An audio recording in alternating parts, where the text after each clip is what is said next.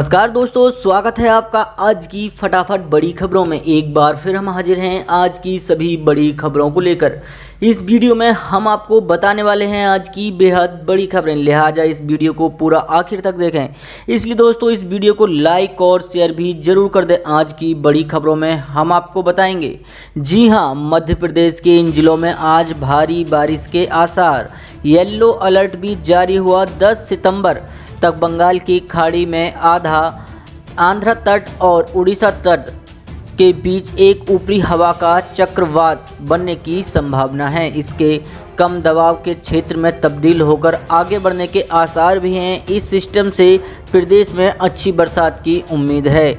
इसी कड़ी में मौसम विभाग ने 10 संभागों के जिलों में कहीं कहीं गरज चमक के साथ बारिश की चेतावनी जारी कर दी है। विभाग ने सोमवार को येलो अलर्ट जारी किया है। मौसम विभाग की माने तो 8 और 9 सितंबर को प्रदेश भर में हल्की बूंदाबांदी होने के आसार हैं। इसके अलावा 7 सितंबर को भी प्रदेश के 10 जिलों में भारी बारिश हुई थी। अरब सागर में बने सिस्टम और हवा का रुख लगातार दक्षिणी बना रहने से लगातार नमी आ रही है। मध्य प्रदेश में अब दिन का तापमान बढ़ने लगा है।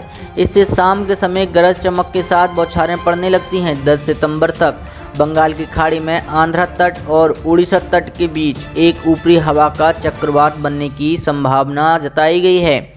इसके कम दबाव के क्षेत्र में तब्दील होकर आगे बढ़ने के आसार भी हैं। इस सिस्टम से प्रदेश में अच्छी बरसात की उम्मीद है। 8 और 9 सितंबर को प्रदेश भर के कई जिलों में हल्की बूंदाबांदी होने के आसार हैं। छिंदवाड़ा में 13 मिमी, खंडवा में 86 मिमी, मलाजखंड में 40 मिमी, पथरिया में 5 मिमी, कटनी में 3 सेंटीमीटर, गड़ाकोटा कुसमी पठान में 7 सेंटीमीटर, आंवला में 1 सेंटीमीटर बारिश दर्ज की गई। साथ ही बढ़ते हैं आज की एक और बड़ी खबर की ओर। रिकॉर्ड ऊंचाई से घटने लगे डीजल के दाम। पेट्रोल में नहीं हुआ है कोई भी बदलाव। महीनों तक रिकॉर्ड ऊंचाई पर बने रहने के बाद डीजल की कीमतें गिरने लगी हैं। 5 दिनों में डीजल की कीमतों में 40 पैसे लीटर की गिरावट आई है। दिल्ली में सोमवार को डीजल 73.16 रुपये प्रति लीटर पर आ गया। रविवार के मुकाबले सोमवार को डीजल की कीमतों में 11 पैसे की गिरावट दर्ज की गई थी। मुंबई में इसकी कीमत 79.69 रुपये प्रति लीटर थी। सोमवार को दिल्ली में पेट्रोल 82.8 रुपये लीटर और मुंबई में 88.73 रुपये लीटर पर टिका रहा। अगस्त के मध्य से दिल्ली में पेट्रोल की कीमतें 1.65 रुपये प्रति लीटर चढ़ चुकी हैं। ऑयल एंड एनर्जी की कीमत और अन्य विवरण बताते हैं आपको। घरेलू ईंधन की कीमतों में अंतर्राष्ट्रीय भाव के हिसाब से बदलाव होना चाहिए, लेकिन इस साल ऐसा देखने को नहीं मिला। इस वर्ष की शुरुआत के बाद से पेट्रोल और डीजल की घरेलू दरों में क्रमशः 9% और 7.6% की वृद्धि हुई और इसी अवधि में पेट्रोल और डीजल की अंतर्राष्ट्रीय दरों में क्रमशः 31% और 46% की गिरावट देखी गई। सरकारी तेल कंपनियों ने महामारी की शुरुआत और तेल बाजार में उथल-पुथल के बाद 82 दिनों के लिए दरों को कम कर दिया है। जून के शुरुआती दिनों में संशोधित कीमतों को फिर से शुरू करने के बाद डीजल की कीमत रिकॉर्ड ऊंचाई पर पहुंच गई। अगस्त में कीमतें अनियंत्रित रहीं और हाल ही में गिरावट शुरू हुई। लगभग 1.5 महीने तक अपरिवर्तित रहने के बाद मध्य अगस्त से पेट्रोल की कीमतें धीरे धीरे बढ़ रही हैं।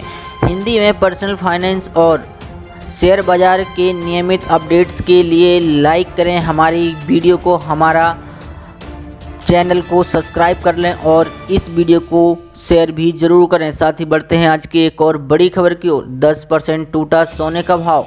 आज चांदी की कीमत में 611 रुपये की बढ़ोतरी हुई। जानिए चांदी के ताज़ा भाव और सोने के ताज़ा भाव। सोने चांदी की कीमत में उतार चढ़ाव का दौर जारी है। सोमवार को हफ्ते के पहले दिन सोने की कीमत में मामूली गिरावट देखने को मिली है। वहीं एक महीने के भीतर सोना 5500 रुपये तक नीचे लुढ़क गया है।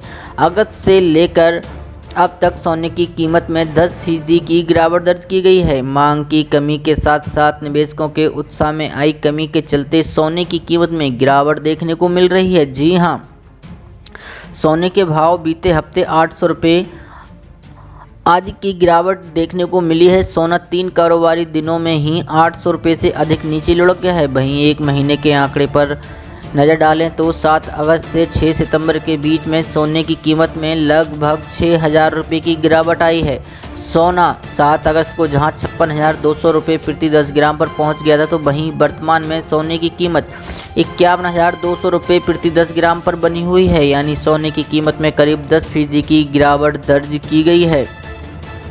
सोने की आज की कीमत की बात करें तो सोने की हाजिर भाव में गिरावट दर्ज की गई है। शुक्रवार के बंद भाव 51,106 रुपये प्रति 10 ग्राम के मुकाबले आज 41 रुपये नीचे लुढ़क गया है। सोमवार को सोने की कीमत 51,065 रुपये प्रति 10 ग्राम पर पहुंच गई थी, जबकि चांदी की कीमतों में 611 रुपये की तेजी आई और चांदी 65,048 रुपये प्रति किलोग्राम पर पहुंच गई है। India Boolean and jewellers association की वेबसाइट के मुताबिक सोमवार को 24 कैरेट सोने की कीमत 51,065 रुपये प्रति 10 ग्राम पर पहुंच गई। वहीं 23 कैरेट सोने की कीमत 50,861 रुपये प्रति 10 ग्राम रहा, जबकि 22 कैरेट सोने की कीमत 46,776 रुपये प्रति 10 ग्राम पर पहुंच गया। तो 18 कैरेट वाले सोने की कीमत 38,299 रुपये प्रति 10 ग्राम पर खुला। वहीं चांदी की कीमत 64,437 रुपये प्रति 10 ग्राम पर रहा। चांदी की कीमत बढ़कर 65,048 रुपये प्रति किलोग्राम पर पहुंच गई है। साथ ही बढ़ते हैं आज की एक और बड़ी खबर की ओर। 30,000 बैंक कर्मचारियों की छटनी, एसबीआई ने दिया भारी भरकम झटका। देश के सबसे बड़े बैंक भारतीय स्टेट बैंक अपने कर्मचारियों के लिए बड़ी खबर ला है। जी हां, एसबीआई अपने कर्मचारियों की संख्या में भारी भरकम छटनी करने की तैयारी में है, जिसके चलते एसबीआई से लगभग 30,000 कर्मचारी एक झटके में बाहर हो सकते हैं। देश के सबसे बड़े बैंक भारतीय स्टेट बैंक अपने कर्मचारियों के लिए बड़ी खबर लाया है। जी हां, एसबीआई अपने कर्मचारियों की संख्या में भारी भरकम छटनी करने की तैयारी में है, जिसके चलते एसबीआई से लगभग 30,000 कर्मचारी एक झटके में बाहर हो सकते हैं। ऐसे में बैंक अब अपने कर्मचारियों के लिए एक बड़ी स्वैच्छिक सेवानिवृत्ति योजना यानी बीआरएस लाने की जोरदार तैयारी में लगा हुआ है। सूत्रों से मिली जानकारी में बताया गया है कि इस योजना से भारतीय स्टेट बैंक के 30,190 कर्मचारी बैंक से बाहर हो सकते हैं। स्वैच्छिक सेवानिवृत्ति योजना यानी बीआरएस के लिए एक ड्राफ्ट तैयार किया गया है और इसके लिए बोर्ड की इजाज़त का इंतजार है। इस प्रस्तावित स्वैच्छिक सेवानिवृत्ति योजना यानी बीआरएस का नाम सेकंड इनिंग टैप बीआरएस 2020 है। इससे पहले वर्ष 2001 में एसबीआई ने बीआरएस की पेशकश की थी।